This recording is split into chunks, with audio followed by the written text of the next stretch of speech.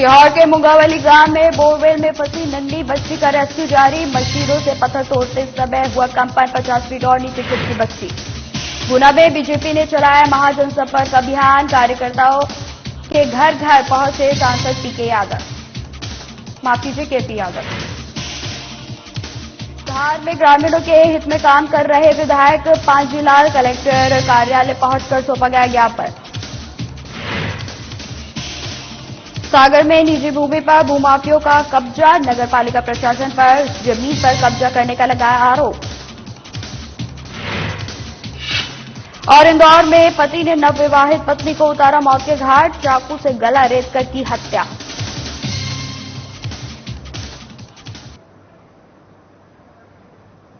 नमस्कार, स्वागत है आप सभी का मध्य प्रदेश और छत्तीसगढ़ की खबरों में। मैं आपके साथ निकिता कश्यप। बुलेटिन की शुरुआत करते हैं।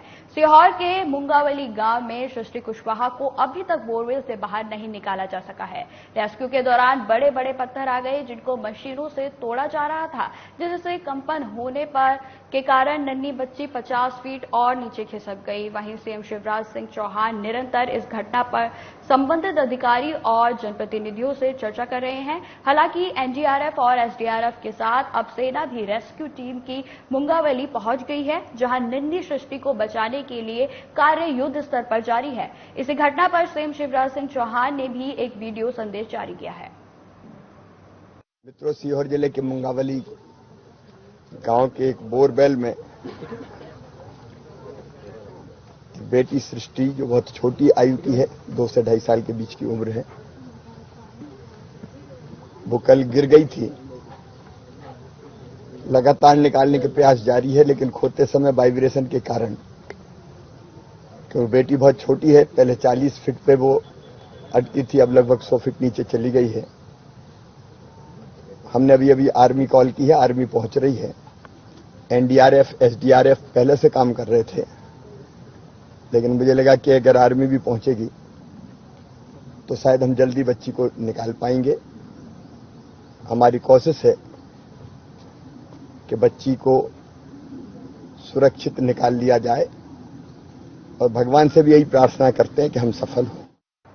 खबर भोपाल से है, जहां गृह मंत्री डॉक्टर नरोत्तम मिश्रा का बयान सामने आया है। इस दौरान गृह मंत्री ने कहा कि दमोह स्कूल केस में पीएफआई से संबंधित या टेरर फंडिंग की जानकारी पर कार्रवाई की जाएगी। वहीं उन्होंने दमोह की गंगा जमुना स्कूल के संबंध में पुलिस को निर्देश दिए हैं कि प्रथम दृष्टतः जो जानकारी आई है उस पर आज ही प्रकरण दर्ज कर कार्रवाई करें। इसी के साथ उन्होंने स्कूली शिक्षा मंत्री से बात करने का आश्वासन दिया। इसके अलावा उन्होंने कहा कि कर्नाटक में कांग्रेस ने चुनाव में पहले जो बिजली बिल माफ करने का वादा किया और फिर जीतने के बाद बिजली के दाम बढ़ा दिए।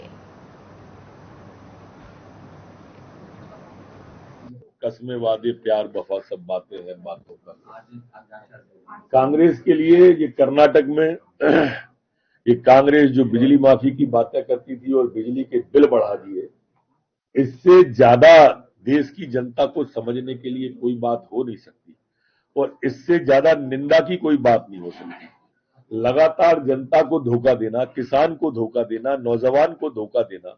आप कल्पना करें, मध्य प्रदेश में यही बात राहुल गांधी जी कह गए थे, 2 लाख का 10 दिन में कर्जा माफ, नहीं तो मुख्यमंत्री बदल देंगे। ना 2 लाख रुपए माफ हुए, ना मुख्यमंत्री बदला। यही स्थिति नौजवान के बेरोजगारी भत्ते की थी, यही कन्यादान के विभाग की। यह भी कहा था कि अपने लिखित में जो इनके घोषणा पत्र था उसमें स्पष्ट रूप से वचन पत्र में डीजल पेट्रोल की कीमत कम करने का कहा और नहीं करा। ये सब चिंता और निंदा की चीजें होती जा रही हैं देश की जनता के साथ में, और कर्नाटक में तो हद कर दी। भारत के प्रधानमंत्री नरेंद्र मोदी के कार्यकाल को 9 साल पूरे होने पर बीजेपी द्वारा महाजनसंपर्क अभियान चलाया जा रहा है। इसी कार्यक्रम के अनुसार गुना शिवपुरी संसदीय क्षेत्र के सांसद डॉक्टर केपी यादव और बीजेपी जिला अध्यक्ष धर्मेंद्र सिकरवार ने अपने समर्थकों व पार्टी के कार्यकर्ताओं के साथ शहर में जनसंपर्क किया। इस दौरान बीजेपी के वरिष्ठ कार्यकर्ता गोपाल सिंह कुशवाहा और उनके बेटे पूर्व पार्षद प्रेम कुशवाहा के घर पहुंचकर उनसे मुलाकात की। वहीं प्रेम कुशवाहा के समर्थकों और वार्डवासियों ने सांसद डॉक्टर केपी यादव का जोरदार स्वागत किया। इसी दौरान सांसद के साथ बीजेपी कार्यकर्ता राजू पंत, रमेश मालविया, सचिन शर्मा, रविंद्र भट्ट, संतोष धाकर समेत कई कार्यकर्ता मौजूद रहे।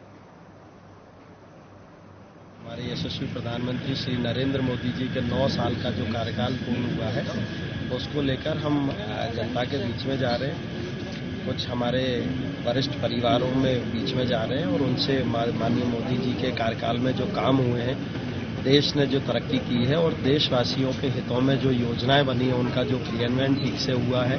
चाहे मेडिकल में हम बात करें, नए नए जो एम्स आए हैं, मेडिकल कॉलेजेस आए हैं, या जो इंफ्रास्ट्रक्चर डेवलप हुआ है पूरे देश में, बहुत अच्छी रोडें बनी हैं, रेलवे में काम हुआ है, उन सभी चीज़ों को लेकर हम जनता के बीच में जा रहे हैं कि क्या आप माननीय मोदी जी के काम से खुश हैं, और अगर आप चाहते हैं कि देश इसी तरह तरक्की करे, इसी रफ्तार से देश आगे बढ़ता रहे और लोगों के जीवन में खुशहाली आए, तो फिर से हम सबको मिलकर माननीय मोदी जी के हाथों को मजबूत करना है, उसका संकल्प लें।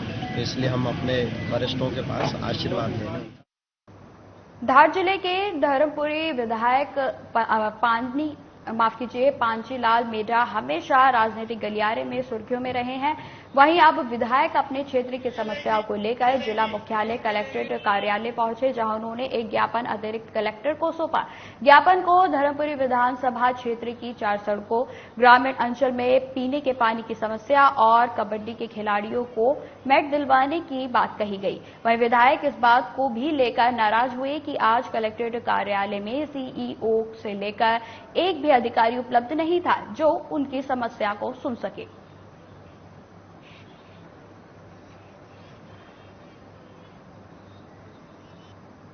गुलवा डिगलाई से रानीपुरा रोड और बड़ौदा से बिलोदा रोड, 3-4 रोड जो है बार बार हमने उठाए। अब 15 दिन बाद पानी आ जाएगा। कटोरिया से गुलवा रोड इतना खराब है, वहाँ पे बच्चे स्टूडेंट आते हैं तो कपड़े ऊपर उठा के निकलना पड़ता बच्चों को। इस प्रकार से समस्या को मैंने विधानसभा में भी उठाया, कलेक्टर साहब को भी लिखित में दिया, पिछली 7 तारीख को दिए के गया और इसकी आवश्यकता नहीं है। अभी पीएचई के द्वारा हमने हेड पंपों की मांग करी, मोटरों की मांग करी, पर अगर 5 मोटरों की मांग करते तो 1 मिलती है। बगड़ी गांव में आज से भी वहां पर हमारे वरिष्ठ जन धरने पे बैठने की तैयारी कर रहे हैं। अगर 1-2 रोज में पानी की समस्या हल नहीं हुई तो गांव में, पंचायतों में भी लोग धरने पर बैठेंगे और जनपद पंचायत नालसा में भी लोग धरने पर बैठने के लिए। राजधानी रायपुर में भारतीय जनता युवा मोर्चा ने प्रदेश सरकार के खिलाफ अनोखा विरोध प्रदर्शन किया। इस दौरान बीजेपी युवा मोर्चा ने प्रदेश सरकार के खिलाफ घोटालों की बारात निकालकर जमकर हंगामा किया। साथ ही कांग्रेस सरकार का विरोध कर सरकार के कार्यों पर भी कई सवाल खड़े किए गए।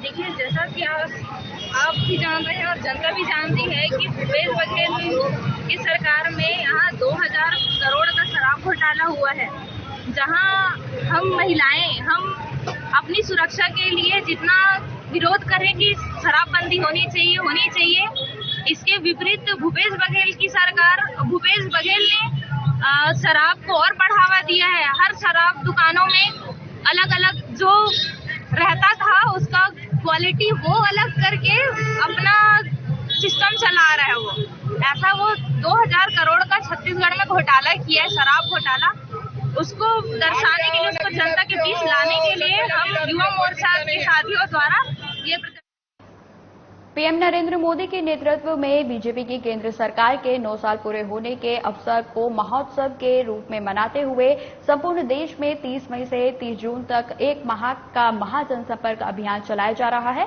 जिसमें बीजेपी ने सेवा, सुशासन और गरीब कल्याण हेतु पीएम मोदी के मंत्र को जन जन तक पहुंचाने की योजना बनाई है। इसी कड़ी में जगदलपुर में बीजेपी प्रदेश महामंत्री केदार कश्यप ने प्रेस कॉन्फ्रेंस की। वहीं केदार कश्यप ने बताया कि विशेष जनसंपर्क अभियान में केंद्रीय राज्य मंत्री गिरिराज सिंह आज 7 जून से 10 जून तक 4 दिवसीय बस्तर दौरे पर रहेंगे। इस दौरान मंत्री विभिन्न कार्यक्रमों में शामिल होंगे और 8 जून को जगदलपुर में जनसभा को भी संबोधित करेंगे। वहीं केदार कश्यप ने यह भी बताया कि प्रधानमंत्री नरेंद्र मोदी के शानदार कार्यकाल में हुए जनहित कार्य और योजनाओं को बीजेपी के कार्यकर्ताओं ने घर घर पहुंचाने का बेड़ा उठाया है। महीने के आखिरी 10 दिन में पूरे देश में प्रत्येक मतदान केंद्रों में बीजेपी घर घर संपर्क अभियान चलाएगी।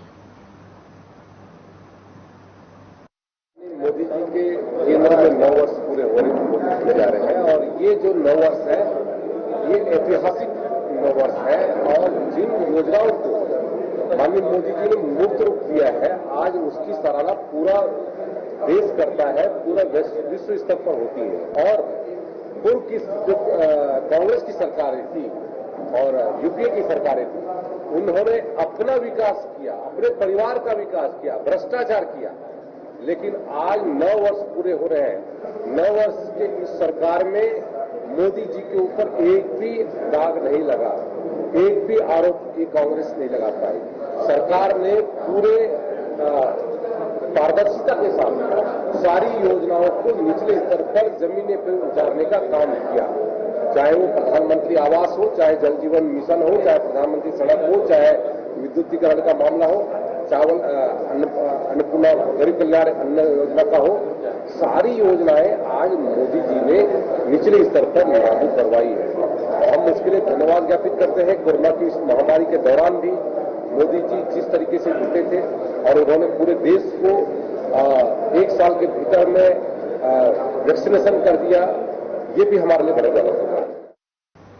सागर के मखूनिया में नगर पालिका प्रशासन के द्वारा क्षेत्र में विकास कार्य के नाम पर अजीबोगरीब खेल खेला जा रहा है, जहां शासकीय भूमि के साथ निजी भूमि पर शासकीय निधि का दुरुपयोग कर निर्माण कराए जा रहे हैं। आपको बता दें, जिसकी बानगी उस वक्त सामने आई जब सिंधी समाज श्री झूलेलाल गृह निर्माण समिति की आरक्षित भूमि पर बिना समाज की अनुमति के नगर पालिका प्रशासन ने विधायक से भूमि पूजन करवाकर सड़क बनाने का काम शुरू कर दिया।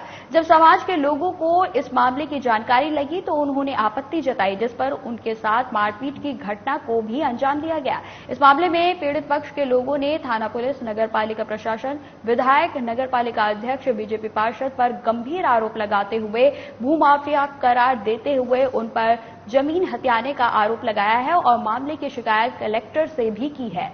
बहरहाल मामले में शिकायत के बाद अब प्रशासन के मुखिया के फैसले पर सबकी निगाह है। अगर इंसाफ नहीं मिला तो समाज, सरकार और प्रशासन के खिलाफ मोर्चा खोलने की चेतावनी दे रहे हैं। हमारी जमीन राजाखेड़ी में श्रीनगर में 5.5 एकड़ जमीन है। तो हम संबंध विभाग से परमिशन लेके उसका निर्माण कार्य कर रहे हैं। रोड नाली वगैरह काम इस रूप से चल रहा है।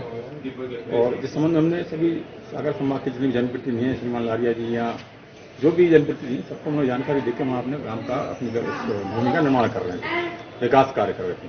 अभी हम लोग कल जानकारी मिली कि वहाँ कुछ सामाजिक तत्वों द्वारा वहाँ के जो पार्षद जी हैं और वहाँ मनोज राय करके कुछ व्यक्ति हैं और कुछ असामाजिक तत्व बुलवा के वहाँ पर वो हमारी जमीन पर कब्जा करने की, अवैध रूप से कब्जा करने का प्रयास कर रहे हैं।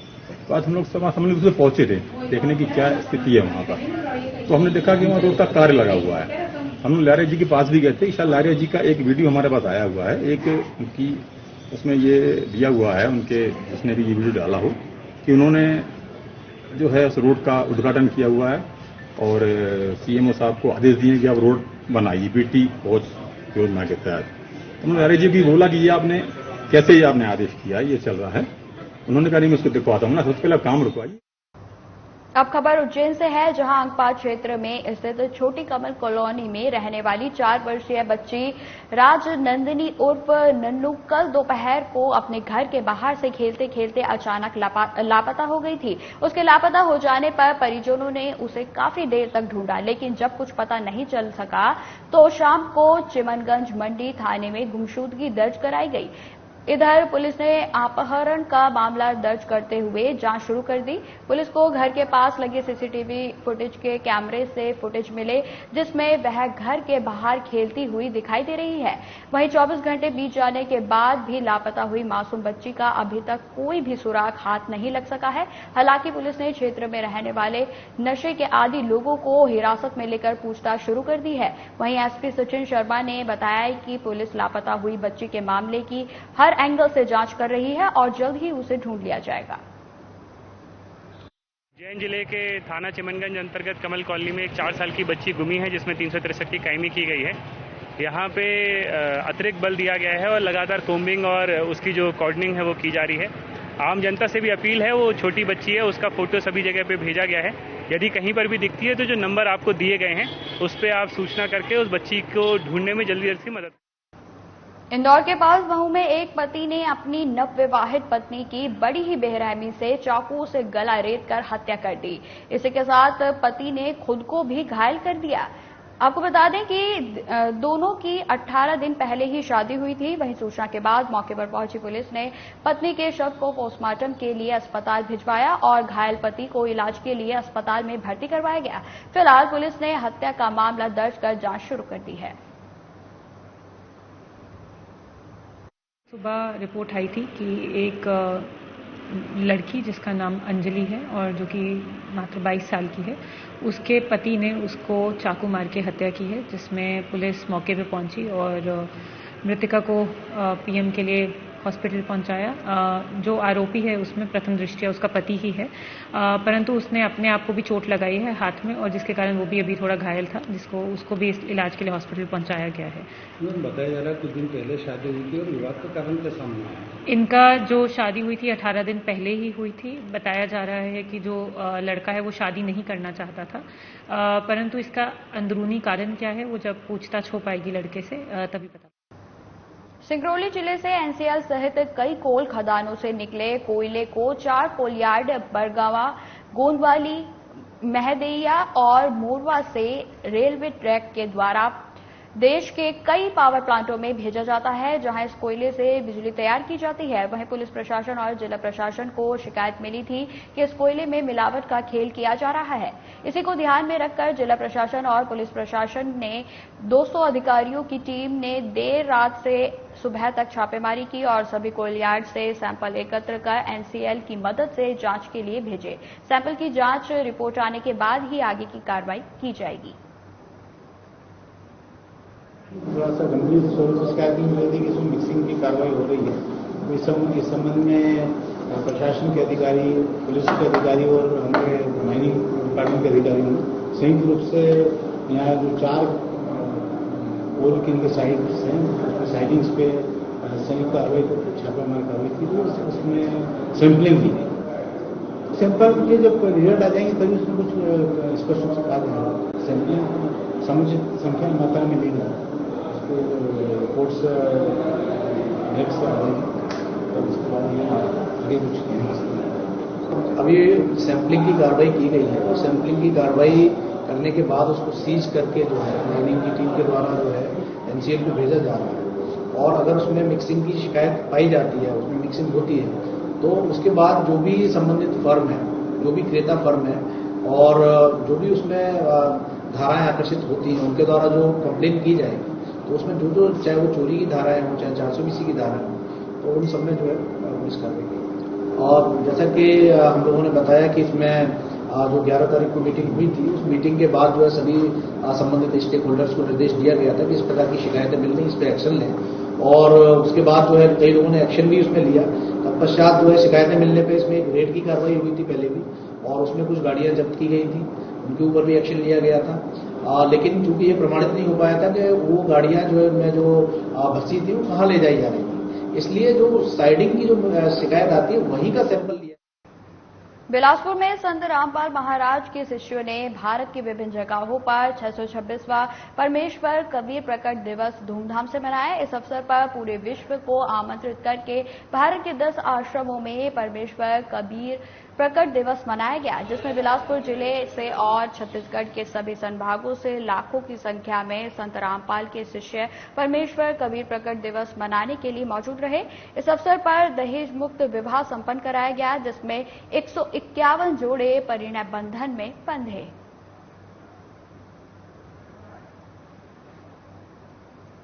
तिल्दा नेवरा में अल्ट्राटेक सीमेंट लिमिटेड इकाई के बेकुंड सीमेंट वर्कर में विश्व पर्यावरण दिवस धूमधाम से मनाया गया। इस अवसर पर अनेक प्रतियोगिता और कार्यक्रमों का आयोजन किया गया। इसके बाद विभिन्न प्रतियोगिता के विजेताओं को पुरस्कृत भी किया गया। वहीं कारखाना प्रमुख देवनाथ गुहा के नेतृत्व में सभी विभागों के अधिकारी और कर्मचारियों ने पर्यावरण रैली निकाली। इसके बाद सभी अधिकारियों ने स्कूल प्रांगण और माइंस एरिया में पौधारोपण किया। कारखाना प्रमुख देवनाथ गुहा ने कहा कि पर्यावरण सुरक्षा और संरक्षण के लिए हम सभी की सामूहिक जिम्मेदारी है और इसका निर्वहन करते हुए हम सभी को अधिक से अधिक पौधा लगाकर उसकी समुचित देखभाल का प्रण लेना चाहिए।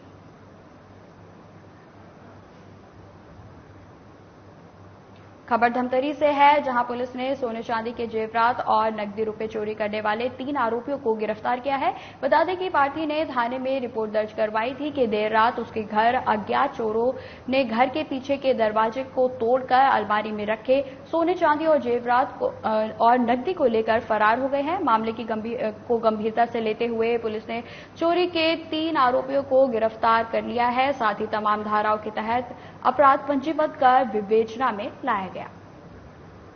चौकी के अंतर्गत जो चोरी हुई थी उसपे विलेजर चौकी और साइबर की टीम लगातार प्रयास कर रही थी, जिसमें 3 मुलजिमों को पकड़ा गया है। तीनों मुलजिमों को पकड़ने के बाद उनसे कैश बरामद हुआ और साथ ही जो सोना उन्होंने चोरी किया था और चोरी को लेकर के मुट्ठू फाइनेंस में जाके उन्होंने गिरवी किए गए। इसमें जाके मेमोरेंडम पे उसको जब्त करके तीनों मुलजिम को। खबर गरियाबंद से है, जहां टुकड़ों में बाघ की खाल मिलने के बाद वन विभाग ने छत्तीसगढ़ और उड़ीसा के शिकारियों के घर छापेमारी की है। इसी कड़ी में खुड़ुपानी उड़ीसा के बदमांझी मुख्य आरोपी के साथ 5 शिकारियों को गिरफ्तार कर हिरासत में लिया गया है। छापेमारी के दौरान एक भरमार बंदूक और शिकार के कई सामान भी जब्त किए गए हैं। वन विभाग इस घटना के बाद अलर्ट है। दंती सीता नदी टाइगर रिजर्व क्षेत्र में घूमने वाले बाघ की तलाश जारी है। अब खबर सक्ती से है, जहां ग्रामीण क्षेत्रों से पैसा वसूली करने के बाद घर लौट रहे एक किराना व्यवसायी से करीब 20 लाख रुपए की लूट हुई है। बता दें कि व्यापारी का नाम बेबू सेठ बताया जा रहा है, जो पैसे लेकर घर जा रहा था। वहीं रास्ते में अज्ञात बदमाश किराना व्यवसायी से रुपए छीनकर फरार हो गए। सूचना के बाद मौके पर पहुंची पुलिस बदमाशों की तलाश में जुट गई है।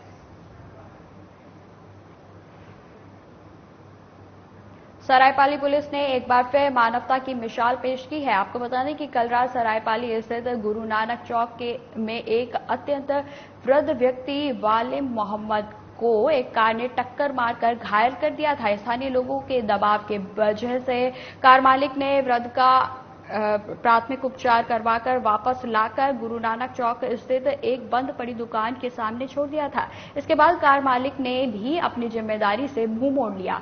जैसे ही इस घटना की जानकारी सरायपाली थाना प्रभारी आशीष वासनिक को मिली तो उन्होंने तत्काल थाने से उनकी सहायता के लिए पुलिस स्टाफ को भेजा और वहां पहुंचकर वृद्ध की हालत को देखते हुए सरकारी हॉस्पिटल में भर्ती कराया गया। लगभग 7.5 बजे के आसपास वालिम मोहम्मद नाम से व्यक्ति को दिखाए थे। इसके हाथ में चोट था और पैर में चोट था। हाथ में जो चोट था उसमें टाका लगे, हाथ सीधा टाका लगे हैं और अभी वो वर्तमान में एडमिट है। उनका अच्छे से इलाज चल रहा है, निश्चित इलाज चल रहा है। इसका द्वारा इलाज किया जा रहा है। इलाज के लिए सर जैसा वासिक साहब भी कह रहे थे, साथ में हमारे वीडियो साहब डॉक्टर जी की प्रोसेस ऑफ कंडोलेशन में वहाँ के अस्पताल द्वारा एसएसएच से उसका ट्रीटमेंट किया जा रहा है और निश्चित इलाज किया जा रहा है। इसका इंजेक्शन और मौसम चल रहा है। कल रात सरायपाली गुरु नानक चौक के पास एक वृद्ध कार से टकराने से चोटें आई थी उसे, जिसे कार मालिक द्वारा प्राथमिक उपचार कराने के बाद वापस उसी गुरु नानक चौक पर लाकर छोड़ दिया गया, जिसे रात भर चीटियां झूमती रही।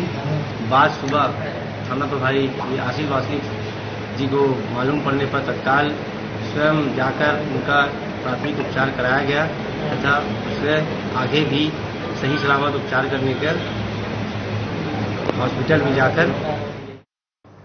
खबर रायपुर से है, जहां एक 24 वर्षीय युवती की 7 मंजिला बिल्डिंग से गिरकर मौत हो गई। बता दें कि फ्लैट में युवती घरेलू काम करने के लिए जाती थी।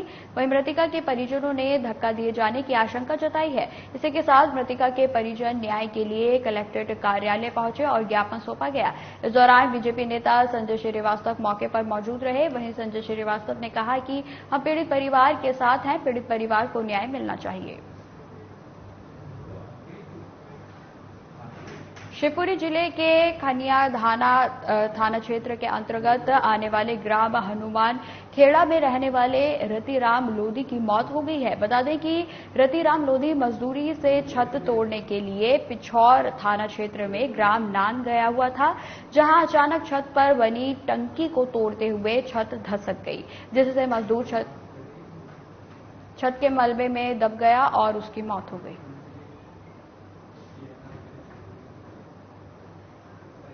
ये तो टंकी तोड़ रहे थे ना पानी की, तो उससे दब गए। छत धसक गई। हाँ, उसके नीचे दब गए। हाँ। तो फिर किसने निकाला इनको? हमें और उन्होंने निकाला। फिर ले गए अस्पताल में। किशोर लेके गए? हाँ, किशोर लेके गए, फिर यहाँ ले गए। यहाँ क्या कह दिया डॉक्टरों ने? मृत घोषित कर दिया। फिलहाल इस बुलेटिन में इतना ही। खबरों की और भी जानकारी के लिए बने रहें हमारे साथ। नमस्कार।